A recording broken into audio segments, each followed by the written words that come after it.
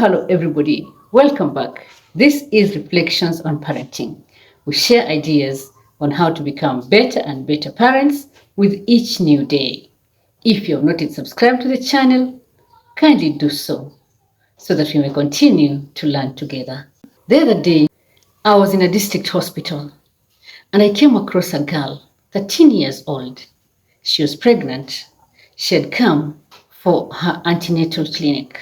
The girl was so tiny. Her body was so small. Even her speech did not look like it was very well developed. And now she's carrying a baby. She was not even coming from a well-off background. So you can see she's adding another burden into the family. And I was wondering, why can't this change? I want to share 6 things that we can do. Number 1 is educate our children about teenage pregnancy. Create awareness. Talk openly about sex. Many times, me included, we shy off from openly discussing these things with our kids. We know this topic exists, but we brush it. We feel like they'll just somehow know what is supposed to happen. And this is where we go wrong. The world right now is full of information about sex on the phones, on television, in the movies. And more often than not, it is not the right information. It is exaggerated information, showing how our children are missing out when they are not involving themselves. We are the right people to keep them in perspective that not all that glitters is gold. Maybe it is even harmful. When they are at puberty, tell them plainly, my son, you're now producing sperms. My daughter, you are now menstruating. When an ovum meets a sperm, a baby is formed. Are you ready to be tied down by the responsibilities of a baby? I believe that many kids who are falling pregnant are doing so because of lack of awareness. We have not created enough awareness. We have not educated them enough concerning this topic, concerning relationships with the opposite sex. Number 2 is to build relationships with our children. Be approachable. Let the kids feel comfortable to come and ask you those questions. Be friends with your children so that when a child is having a crush, they can come and tell you, Mom, today I saw a handsome boy and my body is feeling things. I wish that we could get there where our children are so free with us and they could tell us these things. You should listen. Yes, you like Tom? Where does Tom come from? He's tall, he's what? The more you talk, the more your girl or your boy expresses themselves. And as you add a piece of advice here and there, you'll see that your kids will make better decisions than children who are advised by their peers out there or who are doing their things alone and in secrecy. Number 3, let us promote abstinence. Discourage pairing, one-on-one relationships. My girlfriend, my boyfriend. Let us try to postpone it even up to 18 years of age. Let us encourage group friendships. Abel is my friend. John is my friend. Christine, Michelle, they're all my friends.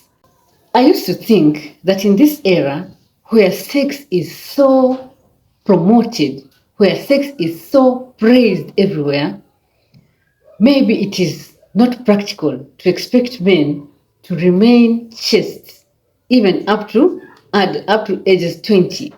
But I have talked to several men and they have told me they stayed chaste even up to 20 years without sleeping with a girl and they're okay.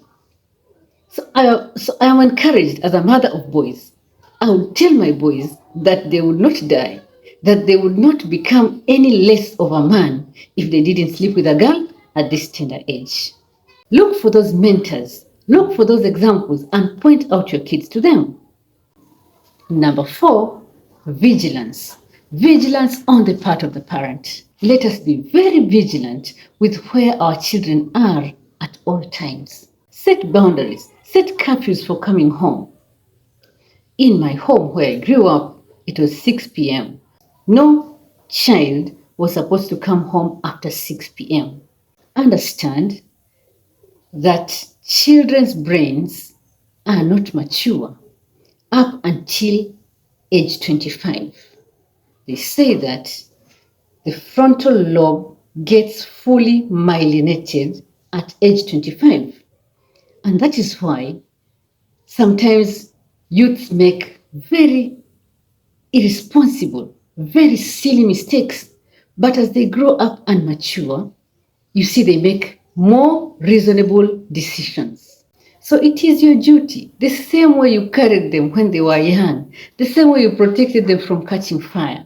You have to continue taking care of them until they are fully mature. A brother-in-law once remarked, wasichana huchungwa, girls must be protected. I agree. And I dare add, boys too must be protected. Number 5, pray for your children. Pray for them. If you look at your own life, there are those places where you almost messed up. And somehow you look back and you say, wow, if it were not for the Lord, surely I'd have messed my life up. Pray for them that in those moments, in those careless moments, the Lord may shield them and may protect them from making mistakes that they would regret in their lives. He hears our prayers. Parents, the Lord hears our prayers. Let us pray for our children. Let us quote scriptures over them. So we do our part and we commit our ways unto the Lord. Then there is this thing that I've really been wrestling with in my head. The use of contraceptives. Should we encourage our children to use contraceptives? For example, you can see that your girl or your boy is just out of control. Is it all right for you to encourage them to use contraceptives? In my opinion, it is a greater sin to bring a child into this world whom you cannot take care of. You cannot buy diapers for this child. You cannot adequately provide for their nutrition. I think it is a greater irresponsibility. For parents, I'd really like to hear your comment concerning use of contraceptives among teenagers.